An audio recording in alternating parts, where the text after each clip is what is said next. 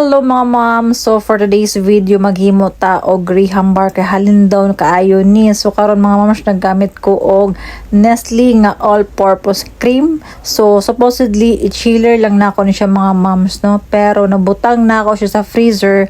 2 hours lang dapat ni ko ano nako, pero na overnight nako mga ma'ams, nakalimot ko, pero sige lang. So medyo gahi-gahi siya, pero maghulat ta mga ma'ams nga volume ni siya mga ma'ams. Mura ba siya mag-fluffy na siya mga ma'ams ang atong Nestle cream. Kay matod pa mga ma'ams, malugi man pud na kung dili gid siya mo volume. So karon mga ma'ams, magbutang na ta og condensed mga ma'ams no, isa ka kan lang mga ma'ams yung ibutang. Tapos sa ako alam magbutang lang kog nga asin mga ma'ams no, para mabalance lang iyang katamis. I-mix lang nato na siya pila ka seconds mga ma'ams no. Ang mixer pod mga ma'ams ibutang nako sa yellow basket kung ganahan mo ni ani nga hand mixer. Mix day sa atong condensed mga ma'ams og all-purpose cream. Di nato dugayon ha, basi mo bagsak na hino ang all-purpose cream. Himo na hinong sabaw mga ma'ams. So karon mga ma'ams nagbutang nako og cookies and cream mo natong flavor for today's graham bar mga ma'ams no. So i-crush lang ninyo ang inyo cookies and cream mga ma'ams no. Depende sa inyo mga ma'ams kung unsa nga brand ang inyong gamiton. Pero sa ako mga ma'ams gamit nako ang Jack Angel na cream o. Pagbutang na ako anang cookies and cream mga ma'ams, wa jud na ako na magdugmok pag-ayo. So napa na siya buo-buo. So tulo kaing ana mga ma'ams no akong gibutang. So ako na siyang gimix lang ma'ams para madugmok yun siya pagtaman. Pero di lang gyud nato dugayon mga ma'ams no ang pagmix kay base mo bagsak na gyud ang all-purpose cream. Kasi mahimo na gihinon siya sabaw mga ma'ams. Og kani nga food keeper ang akong naggamit mga ma'ams no.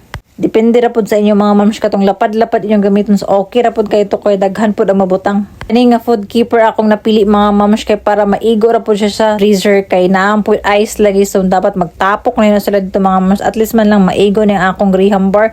So muna mga ma'ams sa kanang mga panahon nagbutang na gid ta og graham nato mga ma'ams. Atong nahimuan na mga ma'ams kay tulo ka food keeper. Abi pagay na ako maupat na siya mga ma'ams for dili ice. Sa duhalin mo ka Nestle cream mga ma'ams, isa ka condensed. Muna na siya tulo na di ba daghan na kaayo. Kana day nga panahon mga ma'ams no, wala na ako napakita katong tulo ka ingredients nga atong gimix mga ma'ams kay nalubat akong cellphone. Tuluman ka food keeper atong himo mga ma'ams pag costing na ko tag 30 ang slice mga ma'ams. Sa kana nga panahon day mga ma'ams no, gitanggal na din ako sa freezer kina overnight naman na siya. Og kanang packaging natong sa graham bar mga ma'ams ibutang pud na ang link kung asa nako na siya napalit. Og kani atong og kaning gigamit nato nga cutter, chopper, or skipper unsa ba ninyong gitawag ana mga ma'ams. Ibutang pud nako ang link kung asa nako napalit mga ma'ams no. Kung makita niyo mga ma'ams ang ako ang graham bar sa kilid medyo dili pa gid siya kayo tigbi. Kaya ang atong freezer lagi ma'ams ibutangan man natog ay so permi siya mag-abri.